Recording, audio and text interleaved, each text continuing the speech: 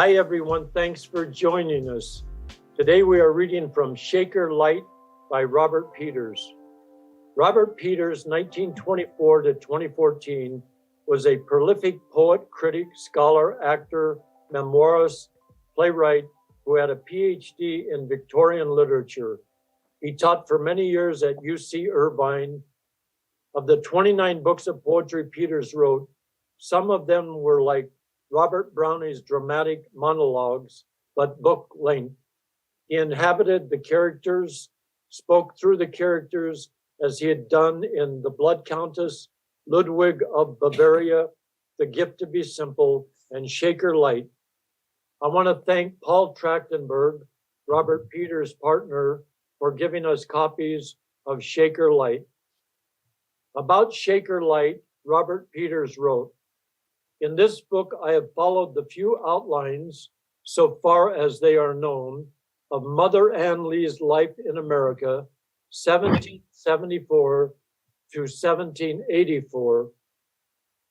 My earlier work, The Gift to Be Simple, treats the life of the female Christ as she was known by her followers from her girlhood in England to her arrival in America with 8 followers in August 1774. She was the illiterate daughter of a Manchester blacksmith.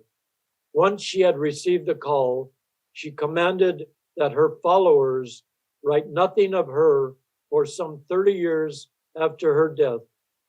As a result of this paucity of information, I have had to depend much upon my own intuition for rendering her elusive presence. I have on more than one occasion felt the presence as I wrote the poems. I visited numerous museums, talked with specialists in Shaker culture, and read books on the subject. The outstanding actors in order of appearance are Helen Richman, Corinne Conley, Kay Weissman, me, Harry Northup. Here's Helen Richman. Arrangements. We go separate ways until by signs our Heavenly Father determines the time for our gathering in. I keep house. Abraham works in a blacksmith shop. We save whatever money we can, but money is dear. Brother James hears of a tract of wilderness called Niskayuna near Albany. He hopes to buy the land. He believes it is the site described by the blazing tree in my vision. Abraham remains a worry. Despite our pact, he is carnal. When I remind him, he is angered and drinks. It will be better, surely, to take separate rooms. My presence at night would be a needless provocation. I shall greatly miss my friends. They weep, parting. Our tempests are presently stilled. Mother Ann Lee's first vision in America. I see you, splendid holy tree, planted in eternity. Your tendrils strike earth's ground, an anchor nourishing a host of plants, all free of canker. Your trunk drives through the air, deep cleaves of bark where no scrofulous beetles lurk, nor nibbling worms, nor moths. Angels with golden horns dip low, blast heavenly music towards your trunk. Drip, drip, toot, toot, toot. Toots of sound astound and set the leaves a-trembling. Oh, lavish green, oh, leaves minute, leaves thin, leaves flat, leaves curled, leaves hurled, and oh, the angels, hummingbirds flickering among the branches. Oh, holy tree, shed over me your kindly shade and beauty, your tremulous leaves and blossoms fair. Shake, dance, and drift as golden hair. upon this world that's stricken needs thee. The time is near, O holy tree, for believers to be marching with gospel fire and holy lyres and tabors, drums and timbrels to pound and blow and trill the news through embouchures and with cymbals. The shawl. I love my gray wool shawl. I found it in Mr. Smith's attic in a heap. 'Twas a former domestic's, she said. Take it if it fits. I find it sweet against the wintry chill. At night it serves as an extra comforter for the bed. I love it so, my mind divides it into squares. Each square I name after one of my 4 dead children. Tally. I have this day pressed and ironed 8 large bed sheets, 9 dresses, 6 of them pleated with lace, 8 handkerchiefs, 3 waistcoats of green cotton bound with tape, a mantle, mandelion, lined with cotton, 4 nightshirts, 10 hand towels, 12 serviettes, 6 large linen tablecloths. In addition, I have scrubbed the entire entranceway with soda. The stairs, including all rungs, the order boxes in the 5 bedrooms, all the surfaces in both laundry and kitchen.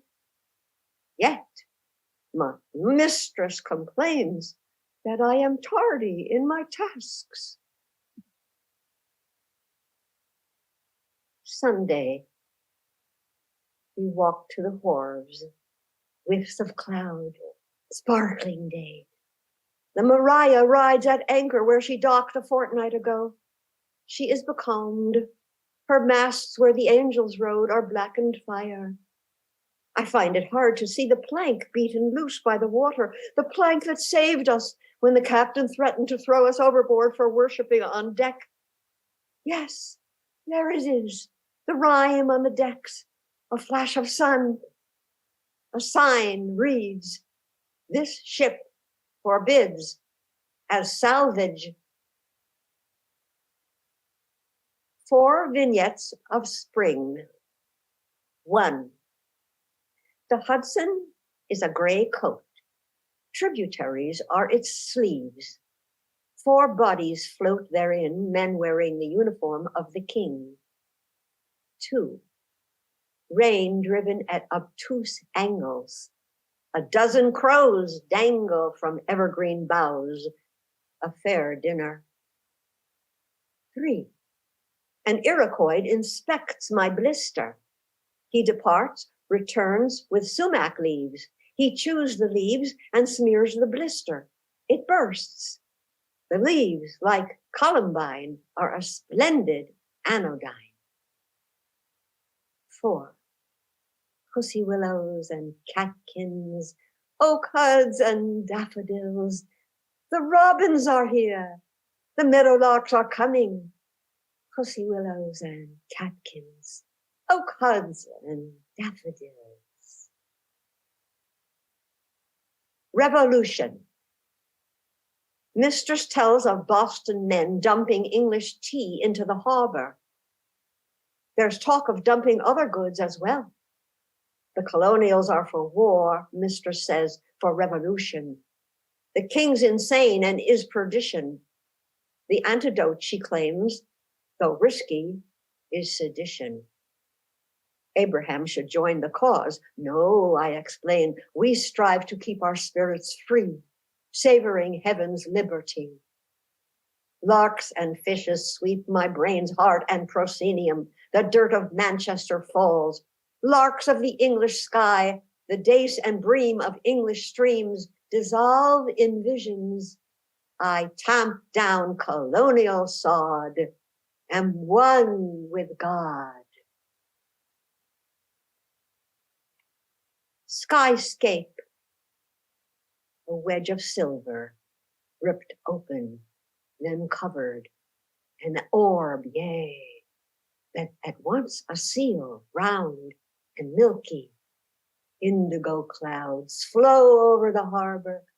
The sun eats its own edge, now ever to live.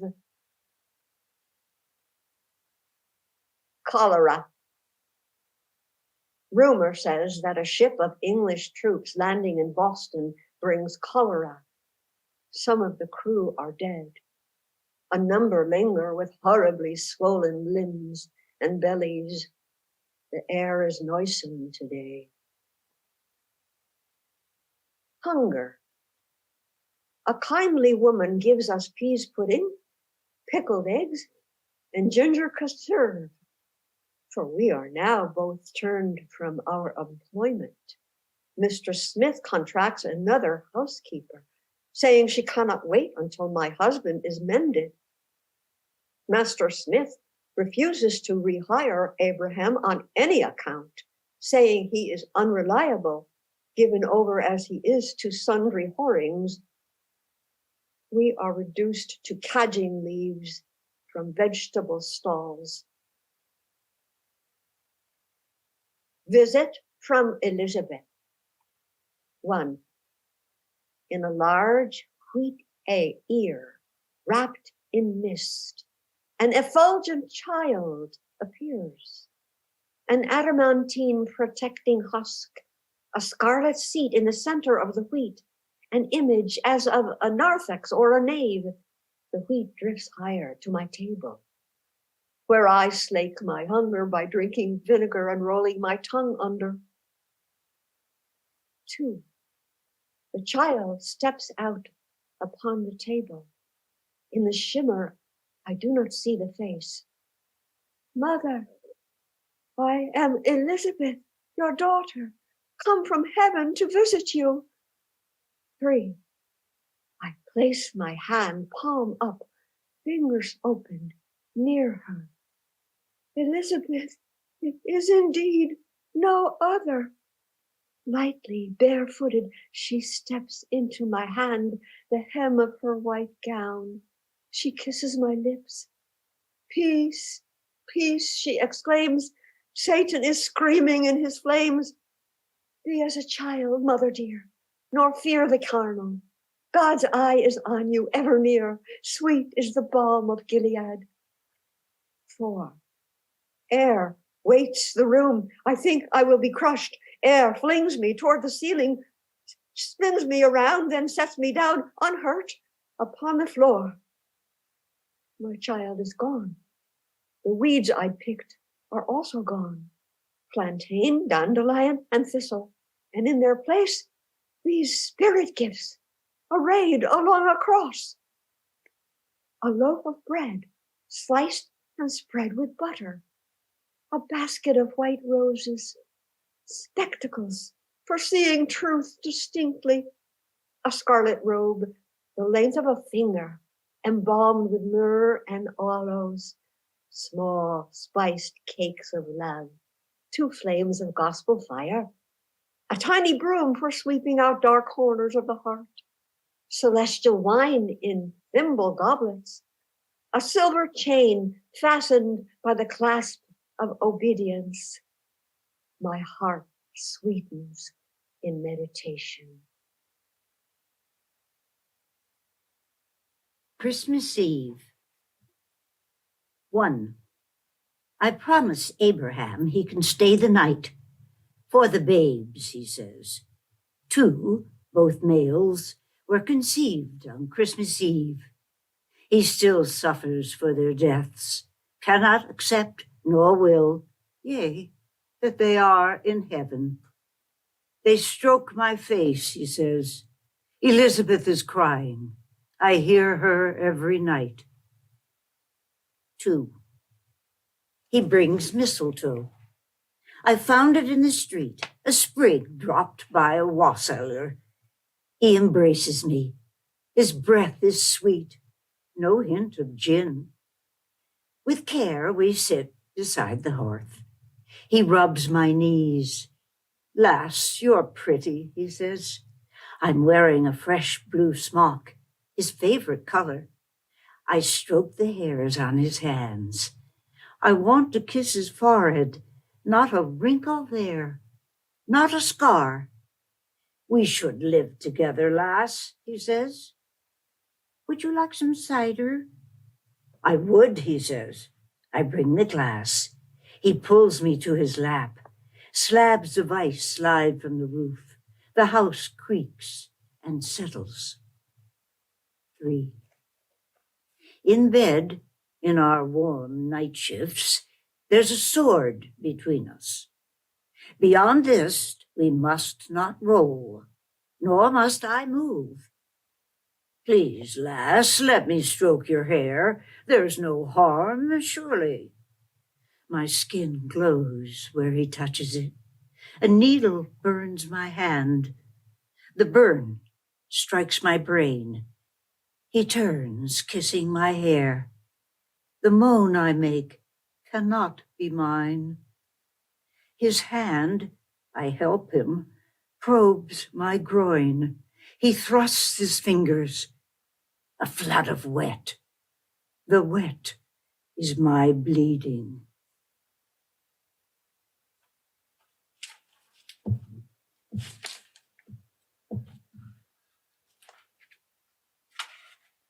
Eviction.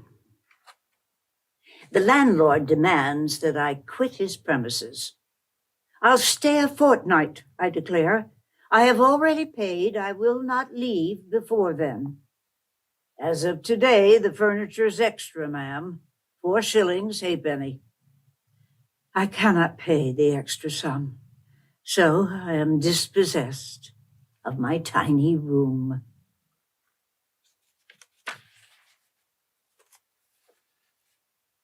Chosen home.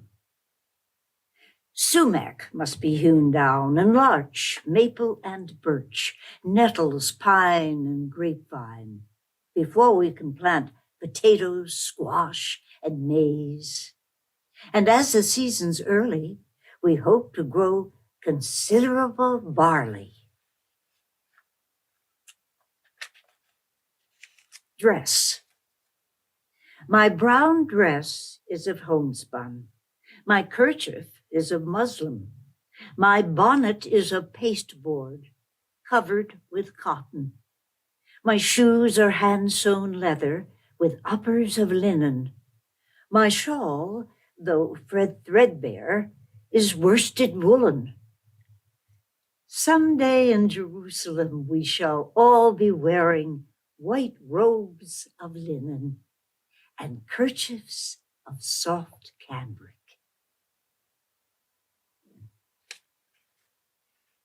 Food gathering. Hazel, hickory, and walnuts we lay by aplenty. 20 bushels of wild rice from the Iroquois. 6 tons of marsh hay for our livestock. Pecks of potatoes, bushels of barley, red apples, currants and gooseberries, crook-necked squash, pumpkins, carrots buried in the sand of our common larder house. We count each thing exactly towards the stark winter. James Whitaker, who is in charge, will ration the food precisely. We must be frugal. There are not yet days of plenty.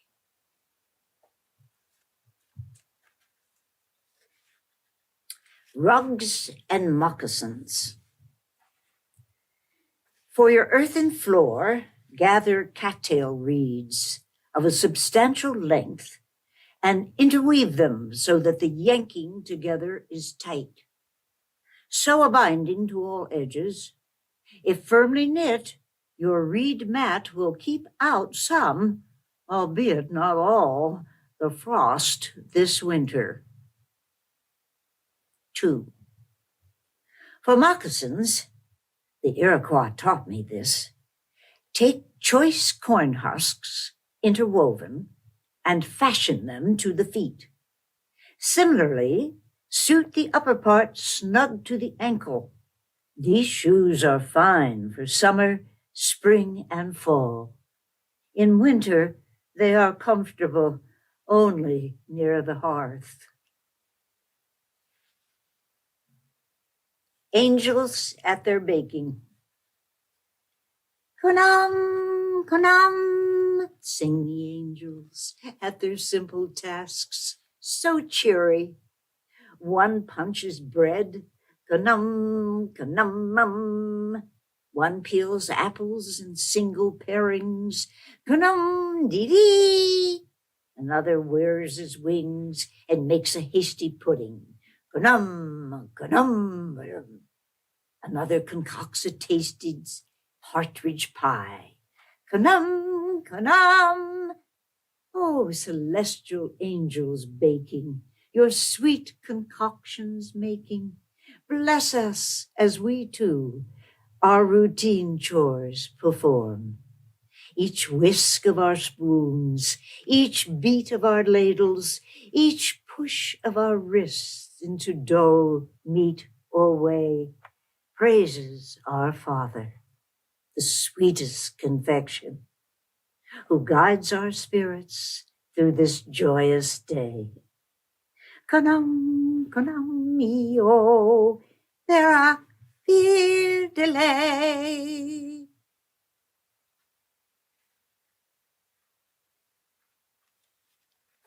Herbal remedies.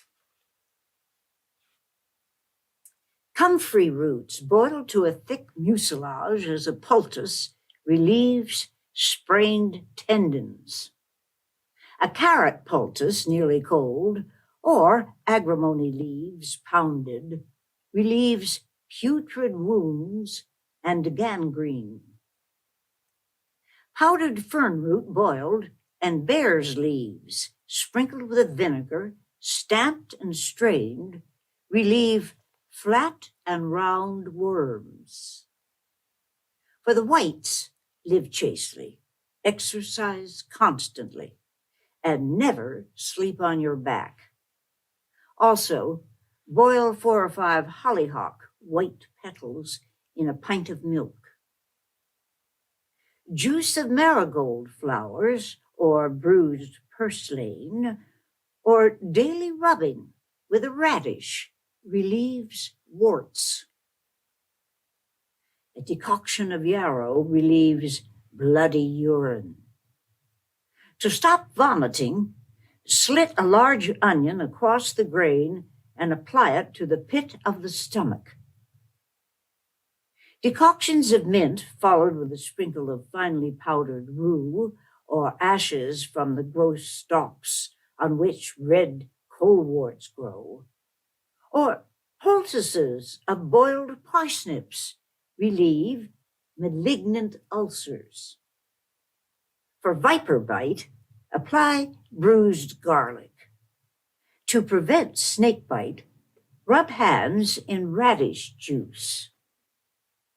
Bean flowers boiled in 3 parts of water and 1 of vinegar relieve inflamed testicles.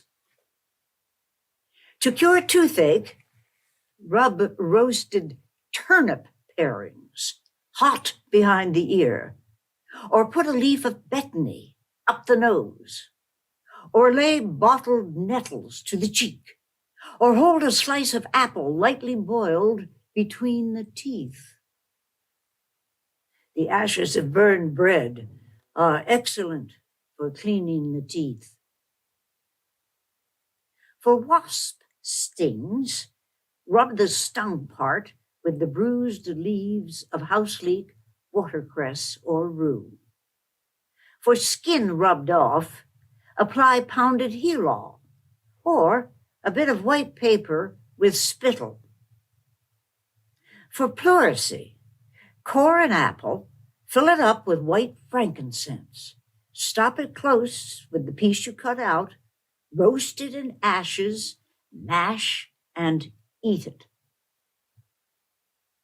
To prevent the plague, eat marigold flowers daily as a salad with oil and vinegar, or infuse rue, sage, mint, rosemary, wormwood, of each a handful, into 2 quarts of sharpest vinegar over warm embers for 8 days. Strain it through a funnel and add 1/2 ounce of camphor. And with this, wash the loins, face, and mouth, and snuff a little up the nose when you go abroad, where there may be infectious persons. A bruised onion, skinned or roasted in ashes, perfectly cures dry piles. For relieving lunacy, shave the head, anoint it with ivy leaves infused with vinegar, and chafe the head every other day for 3 weeks. This also generally cures melancholy.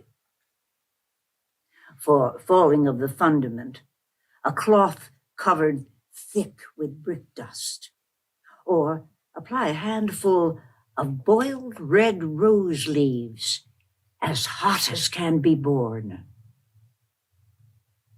For consumption, try 2 handfuls of sorrel in a pint of whey, boiled or strained, or a cow heel, neatly dressed with 2 quarts of milk, 2 ounces of hartshorn shavings, 2 ounces of isinglass, a 1/4 pound of sugar candy, and a trace of ginger.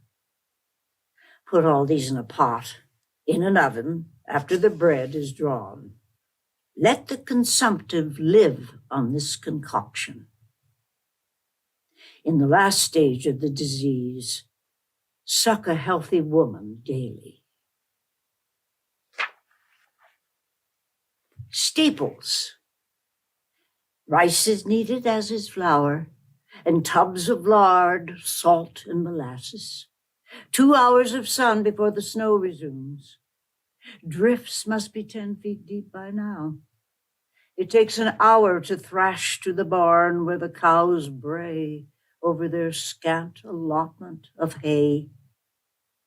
As for myself, apart from some tea made of spruce and wintergreen, I've had nothing to eat today. Ice storm. Here is an aster, savory-leaved, its flat, imbricated calyxes, 3/4 of an inch broad, are encased in a translucent ice button, a glass knob beneath which shimmers a brown calyx. The blue curl calyx has a spherical button, like those on a boy's jacket. And the pennyroyal, smaller still, has ice spheres about its stem, arranged chandelier-wise and still fragrant through the ice. Fine marsh grass supports wonderful burdens of ice, bent over into countless, incredible little arches. With each step you take, they crash and crumble.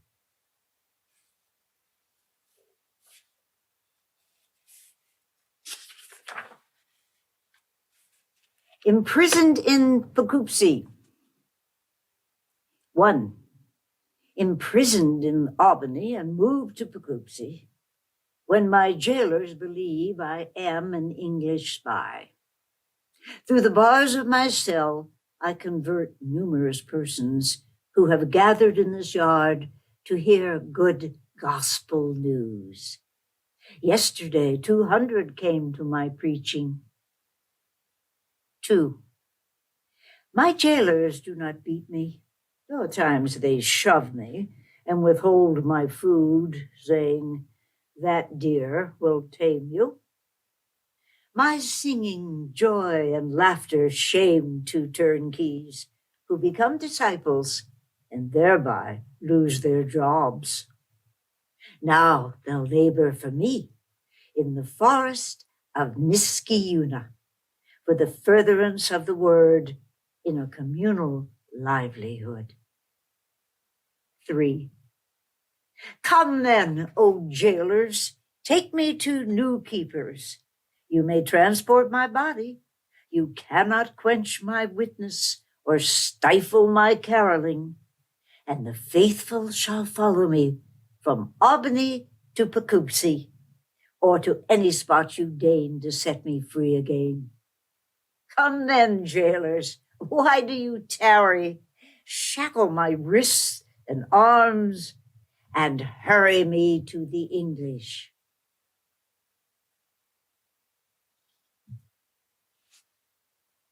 Angel visitors.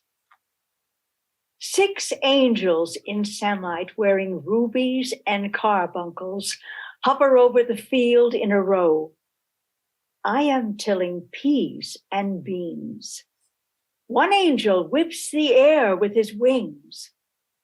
Those who believe in a trinity may not be admitted to eternity, for sophistry roils the mind, as does a jingling of terms. Such people feed the worms. A second angel speaks.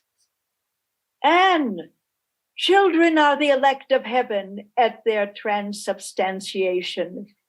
They wax in wisdom until eventually, sooner than adults foresee, they achieve the essences of angels of a primal necessity. I am dancing. My feet are off the ground. A third angel, taller than the rest, and more regal chants. And the interior mind, yours, is arrayed like an angel's mind in the form of heaven. Heaven is the human form, divine. A fourth angel strikes his forehead. Wicked souls who by mischance reach heaven writhe, gasp, and leap upon like fishes out of water, or like animals in ether in an air pump when air's exhausted. And be an angel, a heaven, be the female Christ. The fifth angel produces an almanac scribbled on a white board trimmed in gold. The board speaks. The head is intelligence and wisdom. The breast is charity. The loins are marriage loves. The arms and hands are truths unfolding. The feet mark what is natural. And where you must go physically, the eyes are the understanding. The nostrils are perception. The ears are obedience, and the kidneys, the scrutiny of truth. The greatest man is heaven. Heaven is the greatest form of the greatest man. The final angel shakes his wings. Watch for us from the east, especially as a society during fatigue in the fields, at the mill, at home. Watch for a cloud glowing white and turning red. The cloud will seem a perfect human form. Watch for stars about the cloud. These are the angels. The cloud is heaven. All angels face the Lord and turn with him as he turns the cosmos. Men turn their faces. They mark the light with praise, the dark with lanterns. Turn toward and away from the rain. Turn into and against the gale. How else, mother, to explain sorrow? The angels grouped sing a hymn, ecstatic, scraps of phrases and words from the holy Psalms. Chanta, chanta, chantesis, Shasta, Shasta, chastesis. He slays them lewd, shows them shrewd, his angles thyself, thee. Thy. Plant an ear on a tree, plant an ear of grain. Who shall hear? Plant an eye as Satan goes by. Tin sin, tin sin, tin tin sin. Give his angels, ancient his angels, Satan. Exalt his horn, anoint his fat, his throne. Be low and old, be bold and old, be below and old. O Lord, my foot slippeth badly. Thy mercy holds me. Now my soul slippeth not, nor slippeth my joy. Thy mercy, thy mercy.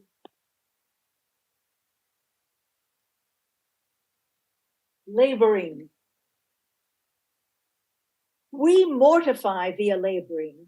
That is, we sanctify our beings by bowing, shaking, rolling, screaming in tongues, bending and twirling. We hop on one leg about the dwelling, trembling, groaning, swinging our arms. Then of a sudden, we break off for smoking and joking and frequent fits of laughter, brothers and sisters equally partaking. Thus we rinse our spirits clean. Thus, laboring, we spin our lives into filaments of silver. Praise the Lord, Mother is home.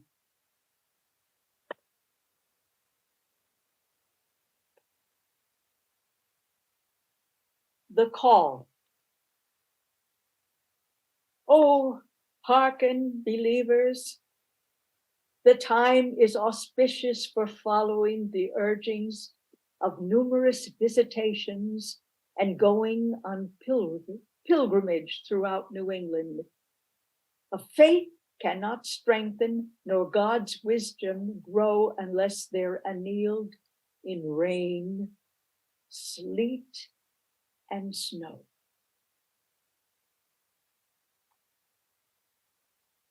Pentecostals and others arrive in Niskayuna to be gathered in 1780 to 1781. 1. David Meacham came from Ainfield to sit at Mother's hearth. He was a man of wealth and honor. Mother felt he would be a great preacher, but his father opposed his faith. With the help of God and Mother, David converted his father. Both were devoted Shakers until their dying day.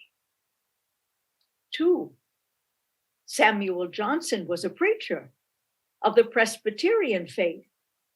From Yale, he gave prestige to Mother's work, was joined by Daniel Goodrich, son of a deacon in the Baptist Church.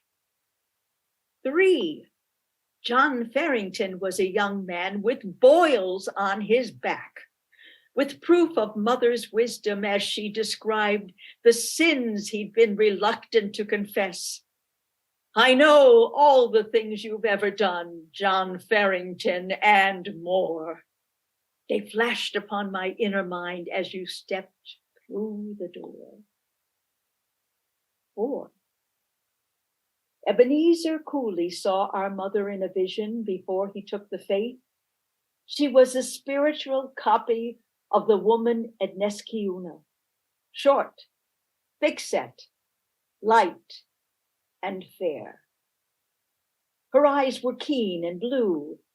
When he knelt to kiss her seemly skirt, she said, friend, that will do. Please rise and save your rapture, for your faith will be tested, and your person will be whipped and beaten for following our gospel way. 5. John Denny, without a penny, came to Mother. His child had swallowed a button no physician could remove. As John Denny child was dying, Mother blessed John Denny, crying, go home, she said, and see, then find yourself employment. His son was in his cradle, playing with the button, and on the table was a joint of steaming mutton. 6. Hezekiel Hammond, a young consumptive, came as a scoffer. He swung a fancy horsewhip while Father William preached the gospel. William turned upon Hezekiah.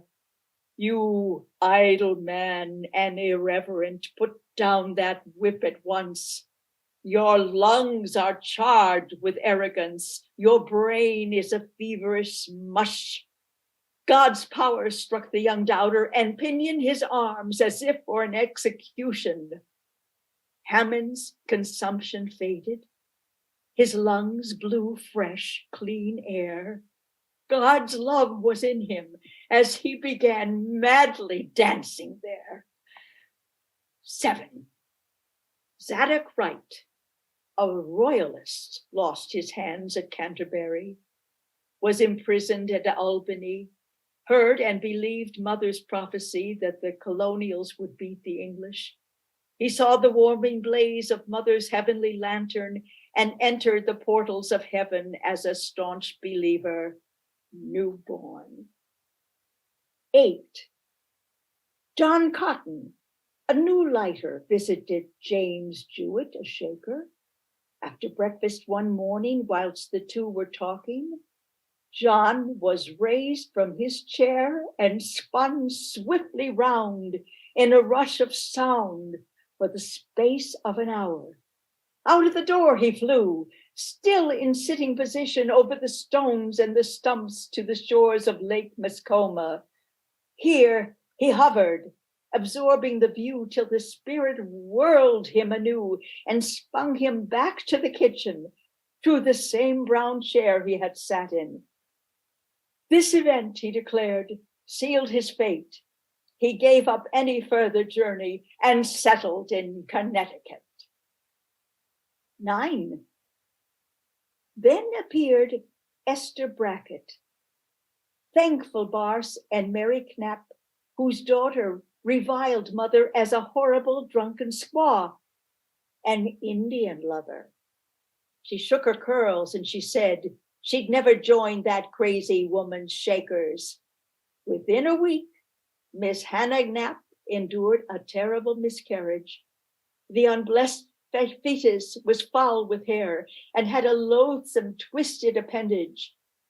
Mary Knapp slapped her daughter and admonished her to be revenant. Mother Ann received the girl and treated her most kindly, looked up to see the Spirit of God as a snow-white dove flying. Turning song. Whatever is taken returns. Whatever is lost is found. Turn, turn, believer, turn right around. The sky again is blue, the trapped hair is sprung. Turn, turn, believer, turn right round. Whatever dies quickens, whatever is tied is unbound. Turn, turn, believer, turn right round. Whatever is eyeless sees, whatever is dumb cries angel sounds. Turn, believer, turn right around. Journeying. Snowdrops cluster at our feet. We have traveled 30 miles today. We eat water lily roots, raw eggs and bread for supper. The horses pasture in a glade. Father sends radiant doves to guide us. We push 5 more miles together until dust. Riddle. Every day of our lives a beggar appears. And as we are stretching sleep from our limbs, he hands us a fruit of no particular winsomeness, a commonplace apple perhaps, or a pear. The beggar is a workaday commonplace beggar in rags. Each fruit, each day we accept, fearful that if we refuse, the beggar will make a ruckus. As soon as he departs, We toss each fruit out a window where they gather in a rotting heap. Near death, we glance out the window. All pericarp is gone. Instead, mounds of emeralds and rubies. What doth this say of mortal fruits? Prayer in extremity. Lord, our lantern, our harboring, transform our body's wounds, cool our bloodied heads, cauterize our bruises, knead our wretched muscles. We tingle, loving thee. Nail. Fear tracks snail-like over the wet ledges hidden from moon and rain. Yet, in a brilliant cascade of flickering greed, fear slimes my mind. We have rehung most of the doors demolished by the mob and have repaired the chimney where the mortar and bricks were loosened. With din as hell chatters, clapping its jaws, we honor the green flicker that cascade, bilious, and tranquility appears. A hue of roses, home again. We station brothers at the windows to warn us of approaching evildoers. We pass the night dancing. Vision. Along the grassy road, our attackers float, raging. Their throats belch fire through an indigo cloud. They pass by without seeing us, where we crouch in the willows. We move on. As in a hurricane, they revolve backwards. Our lives are stolen, they exclaim from lightning. We shudder under their truncheons. We bleed, singing for joy. The handsome American officer, a dashing young American in a black uniform on a jet stallion, rears in his saddle and plunges through the middle of the mob surrounding the hapless believers. Fists fly, whips crack over the kneeling shakers. Our bodies are nothing, our souls are unhurtable. We welcome your beatings. See, we're comfortable as you lash our faces. The officer, shielding Mother Ann, flails the mob with his whip until they turn like wretched children and race through the forest. Then, touching his hat brim without giving his name, he leaves on the trail whence he came. Gospel tongues. 600 persons in 60 sleighs hear Mother preach at Ashfield on the 1st of November. Eyewitnesses, ecstatic, see tongues of gospel fire burst from Mother Ann, tongues of fire rampant in those gathered in assembly, purifying them. Fire streams around the hall, touching heads and tongues, firing the communicants. Peace descends on Ashfield. Instructions for dancing. In dancing, each believer acts for himself. Begin by springing about 4 inches up and down. Leap so high you strike the roof joists. Effect a twist or twirling before your feet strike the floor. Hop on one leg towards the door, flap an arm or arms as an angel flaps wings. Be a mighty cloud of particles, each agitated by a mighty wind. Tremble, quiver, shake, sigh, cry, jump, groan, sing, dance, and turn up, out the beast within. You are released. The snake is writhing on the floor. Touch him, then quickly tread upon his head. The square order shuffle learned by Father Joseph Meacham from a vision of angels dancing before the throne of God. 3 steps forward, turn, and 3 steps back, setting the foot straight forward at each end. Turn and 3 steps forward and a double step or tip tap. Repeat, then shuffle a set apart once over. Brethren from the square to the right, sisters to the left. 1, 2, 3 steps, foot straight at the turn. 1, 2, 3 steps, equal length, solid pats. Strike the shuffle, little back, make the solid sound. Keep the body right erect with every joint unbound. The world sees. We have spied through the windows of the square house at Harvard, where groans, shrieks, loud yellings, incredible laughters, singing and stamping feet, all have lately vibrated the timbers of that house and of adjoining ones. What we have seen, a bedlam of chanting, yelling, trembling, some shakers jerking their heads and limbs uncontrollably for upwards of 20 minutes, others threshing around wildly on the floor whilst others ramble around them, oblivious. Some lie as dead, who knows for how long. It's rumored for hours. Some are beasts and go on all fours like maddened dogs or whelps, barking, howling, and snapping at others in like dismal states of mind. We have noticed strongly that the men seldom mingle with the women, the latter engendering hysteria and beast madness in their own parts of the building. It is unlikely, therefore, that they are, as rumored, licentious and libidinous. But of this we are certain.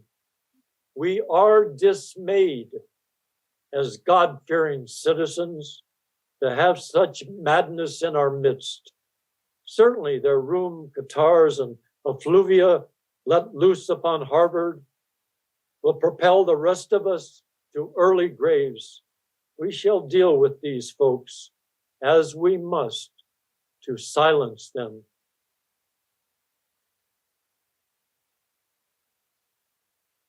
Memorial poem.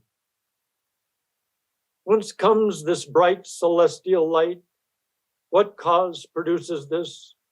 A heaven opens to my right, bright scenes of joy and bliss. Richard Treat is horribly beaten, much of his cheek is flayed away. O Lord Jehovah, art thou here? This light proclaim thou art. I am indeed, I am always near unto the humble heart. Dire Fitch is bullwhipped repeatedly, so that his jerkin is bloody and in shreds. Throughout he remains kneeling, crying on God's help. The proud and lofty I despise, and bless the meek and low. I hear the humble soul that cries, and comfort I bestow. James Shepherd is placed naked in a ring of men who beat him with birches, cut from the woods, fresh for the purpose. He is left supine, his back a mass of jelly. Of all the trees among the wood, I've chose one little vine. This meek and low are right to me, the humble heart is mine. Mary Partington is beaten with fists and probed in her secret parts. She bears scars on her face and arms for the rest of her life. Tall cedars fall before the wind, the tempest breaks the oak, while slender vines will bow and bend and rise beneath the stroke. William Morey has his teeth smashed by the captain of the mob, who has 4 men hold William down while he grinds his heel against a believer's mouth. With his mouth broken and bleeding, William Morey shames the mob into peace. I've chosen me one pleasant grove and set my lovely vine. Here in my vineyard I will rove, the humble heart is mine. Jonathan Bridges, an old man slow in walking, is repeatedly whipped for 1/4 mile for bringing up the rear during a forced march. The believers are halted every mile over a 10-mile stretch, and men are chosen randomly, beaten and abandoned. Of all the fowls that beat the air, I've chose one little dove. I made her spotless white and fair, the object of my love. Any shaker who tries to help another is horribly whipped. Numerous believers are horsewhipped by an unknown horseman. Her feathers are like purest gold, with glory she does shine. My dove is a beauty to behold, her humble heart is mine. Brother William Lee has his skull cracked open and lives for a year, enduring severe headaches. The skull, as is discovered after his death, never mending.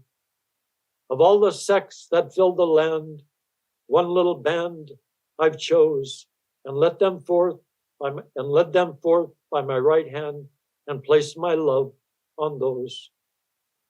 Mother Ann is pitched again into a carriage in New Lebanon. Her cap and apron are torn off.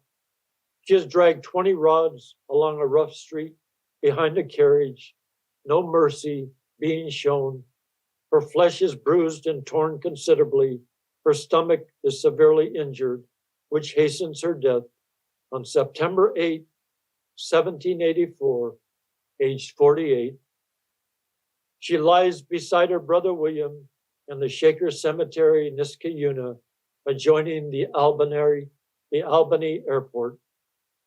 The lovely object of my love around my heart shall twine. My flock, my vineyard, and my dove, the humble heart is mine. Coda for Mother Ann Lee, her continuing presence. A spirit never dies. It kisses the lips of earth as naturally as it flies about the skies. Thank you all very much for that captivating reading. What a woman, what a journey this woman had. We just have about a minute left. So you want to each say a little bit, starting with Helen and then Kay, and then, or starting Helen, Corinne, and then Kay. Helen. Yes, it's amazing, the spirit and the belief so deep, that the kind of torture that never ended, the hunger, the pain, and still the belief so strong in this woman. And personally, right where I grew up in Albany and the Niskayuna and Poughkeepsie and the area that I'm familiar with, to think of the things that went on as a happy little child in that area, hundreds of years before. This is what was going on. It just touches my heart. Corinne. No, I was just so amazed to hear Helen say she came from the same area, because I kept wondering about the Shakers if they kept going. It seems to me, I asked my son, who knows quite a bit, and he said the Shakers were known for their furniture. Now, I used to hear that, you heard that about the Amish and lots of groups of that sort. But I just wondered if that was also true of the Shakers. God knows they didn't seem to have any commercial success. Life at this time was just basically living hand to hand. But their spirit, was that just the Mother and Margaret? It must have been a whole group of them, but because their spirit was indestructible. And just reading it today, you have to say it must still be going. Kay. I mean, Anne must have been quite a strong personality, or good heavens, for people to destroy their lives like that and follow her. I mean, I'm surprised that nobody's ever made a film, or maybe they have, but not that I know of. Helen, did you know about this growing up? Well, I didn't really know that much about it, but when I grew up, there was Shaker Road, and there was Shaker Ridge Country Club, yes, I did visit the Shaker Village, where they did show me the furniture, and I bought a Shaker table. Right. What was that? I haven't. It's also very theatrical material. It's so strong, and it's so. It's. I think it's a lot of fun to read. Yes, And it's because it's so emotional. yes, it is. All of you ladies got into the spirit. It was really Hallelujah. a levitating reading. But the spirit is right. The spirit is there. And, you know, last year we did Gift to Be Simple. What was her trip from England to here. And at that time in March of 2022, I read that there were only 2 Shakers left. So there may be 1 or 2 left, or there may not be any left. So thank you, ladies, very much for once again for a marvelous reading. And I just want to make a mention of next Tuesday. Next Tuesday, we have 2 wonderful poets, Suzanne Lummis and Kim Dower will be here with us. So thank you again, and thank you very much, Jennifer. Thank you, guys. That was very moving and startling. There were a lot of things that I was not expecting to come flying out of your mouths that did. How true. Oh, that Corinne. Well, to comment on that, just briefly, I mean, this was a very religious sect. And wasn't it interesting? Because we're all shocked out of our mind by the couple of things that were said. And yet, obviously, they were not. That was quite acceptable to say that and to feel that. And, you know, instead of us thinking, oh, giggling and laughing and hiding behind things, this is life. That's the way, you know, this is the good part, or the, you know, I was quite affected by that. Before I let you guys go, I want to take a moment to really spotlight Harry and thank him for continuing to bring amazing material and content to us all. Thank you, Harry. And Harry. Rachel, to all of you, I feel the same way about all of you for your marvelous readings and interpretations. And you really, I mean, you're the best there are. End of story.